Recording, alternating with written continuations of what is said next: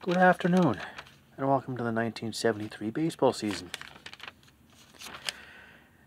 The baseball season, which included, starting January 3rd, a group of investors led by George Steinbrenner. I'm sure a few people have heard of him. They buy the New York Yankees from CBS for $10 million. January 11th, MLB, Major League Baseball owners approved the American League adopting the designated hitter. January 24th, Warren Spahn is elected into the Hall of Fame, receiving 316 of 380 votes. February 1st, Monty Irvin is selected for Hall of Fame by the Special Committee of the Negro Leagues. March 20th, a 5-year wait rule is waived by MLB for the late Roberto Clemente. Baseball writers gave Clemente 393 of 424 votes, putting him in the Hall of Fame. March 29th, this was a brainchild from Charles Finley, the owner of the Oakland Athletics. Orange baseballs were used in an exhibition game in an Oakland 11-5 win over Cleveland.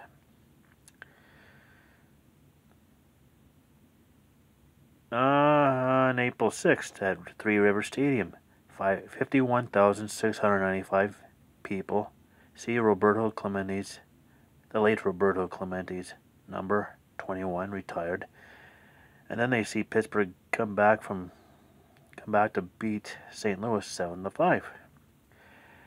April 10th, Royal Stadium opens with a Royals 12-1 win over Detroit.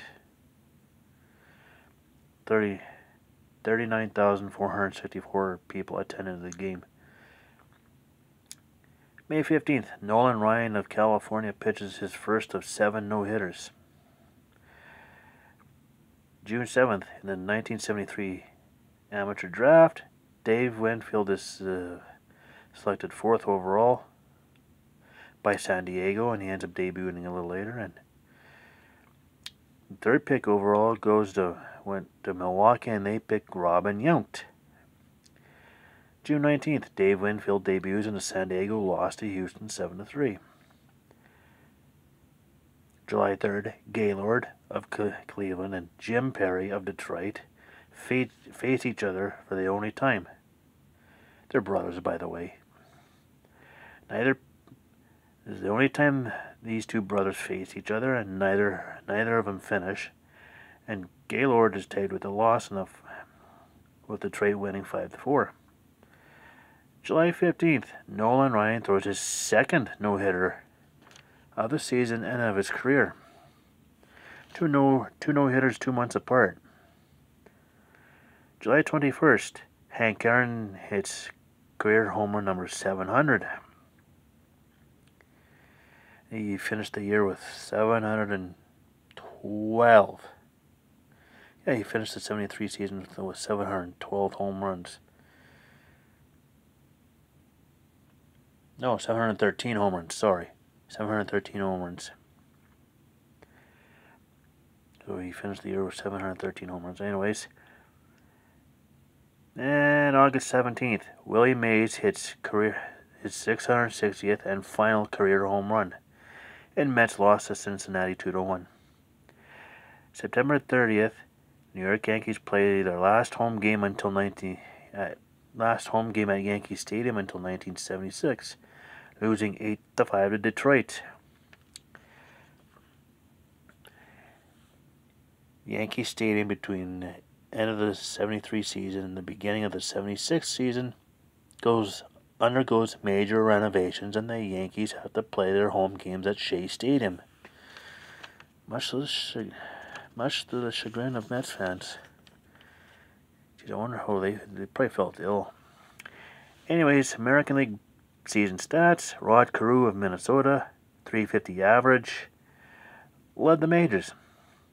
Reggie Jackson of Oakland hit 32 home runs, led the American League, and had 117 RBIs, also led the American League. Wilbur Wood of the White Sox, 24 wins, tied for the Major League lead. But who if? Well, stay tuned.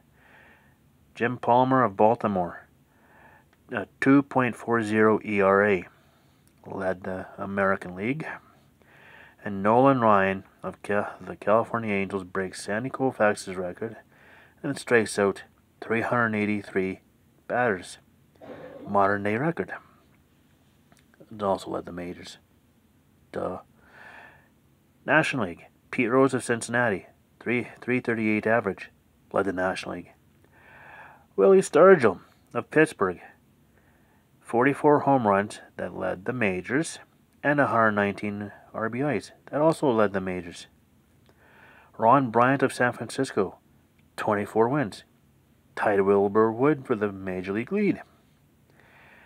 Tom Seaver of the Mets, 2.08 ERA, led the majors, and 251 strikeouts.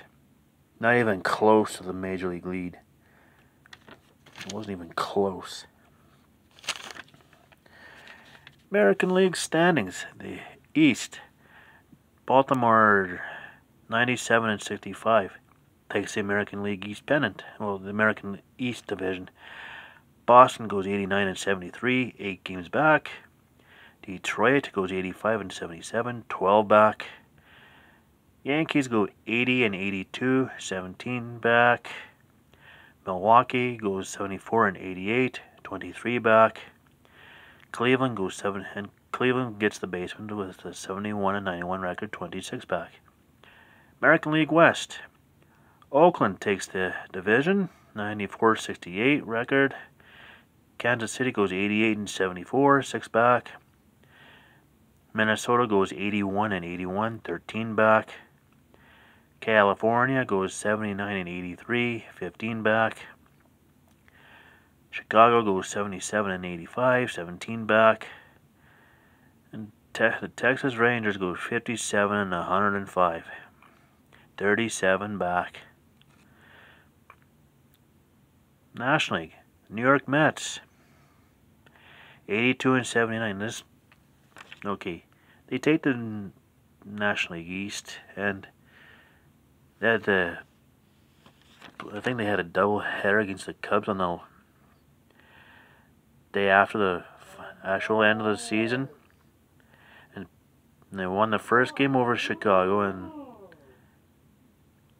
I think St. Louis had lost their games, so St. Louis lost their game, giving the Mets the pennant, so they didn't have to play their second game against the Cubs. Yeah, the NL East was weak. St. Louis was second at 81 and 81, 1.5 back. Pittsburgh goes 80 and 82, 2.5 back. Montreal goes 79 and 83, 3.5 back. Chicago goes 77 and 84, 5 back. This is how close it was, though. Philadelphia goes 71 and 91, 11.5 back. See, that was close despite the crappy records. Cincinnati goes 99 and 63 to take the National League West title. Los Angeles goes 95 and 66, 3.5 back. San Francisco goes 88 and 74, 11 back. Houston goes 82 and 80, 17 back. Atlanta goes 76 and 85, 22.5 back. San Diego goes 60 and 102, 39 back. So, go to the American League Championship Series between Oakland and Baltimore. Game 1 on October 6th, and Baltimore's home games were at Memorial Stadium, and Oakland's home games were at the Oakland Alameda County Coliseum. So, Game 1 October 6th in Baltimore, Orioles 6, A's nothing. Game 2 October 7th in Baltimore, A's 6, Orioles 3. Now we got a even Steven series. Game 3 October 9th in Oakland, A's 2, Orioles 1 in 11 innings. Game 4 October 10th in Oakland, Orioles 5, A's 4. Now we got a tie series at 2. And Game 5 October 11th in Oakland. A's 3, Orioles nothing. Oakland A's are going to the World Series. Who do they face? A National League Championship Series between the Reds and the Mets. Cincinnati's home games were at Riverfront Stadium, and the Mets' home games were at Shea Stadium. So, Game 1, October 6th in Cincinnati. Reds 2, Mets 1. Game 2 on October 7th in Cincinnati.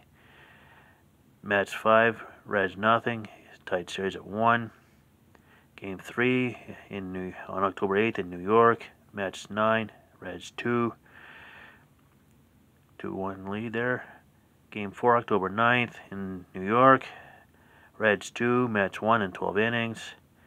And Game 5 October 10th in New York. Mets 7, Reds 2. This is the only National League Championship Series not to feature Philadelphia or Pittsburgh. And between 1969 and 1980, the NL National League East champions is either the Mets, the Phillies, or the Pirates. World Series time. This is the first World Series in which all weekday games were held at night. Fun fact before we start. So, Game 1 of the World Series on October 13th in Oakland. A's 2, Mets 1. Game 2 on October 14th in Oakland. Mets 10, A's 7, 1-1. Game 3 October 16th in New York. A's 3, Mets 2 in 11 innings. 2-1 for Oakland. Game 4 on October 17th in New York. Mets 6, A's 1. Series tied at 2. Game 5 October 18th in New York. Mets 2, A's nothing. 3-2 lead for the Mets. Game 5 on October 20th in Oakland. A's 3, Mets 1. Now we got a series tied at 3. And Game 7 on October 21st in Oakland. A's 5, Mets 2. A's win their second consecutive World Series. I think that's their, I don't know how many, yeah, 6th or 7th World Series. Actually, I think that's their 7th World Series overall. But anyways, that's the 1973 season in a nutshell, in less than 15 minutes. Tomorrow, 1974 season, and do the A's repeat, or is there a new World Series champion? And who goes to the World Series in the National League? It also happens to be my birth year, so yeah, I just dated myself slightly. Anyways, until tomorrow, stay tuned.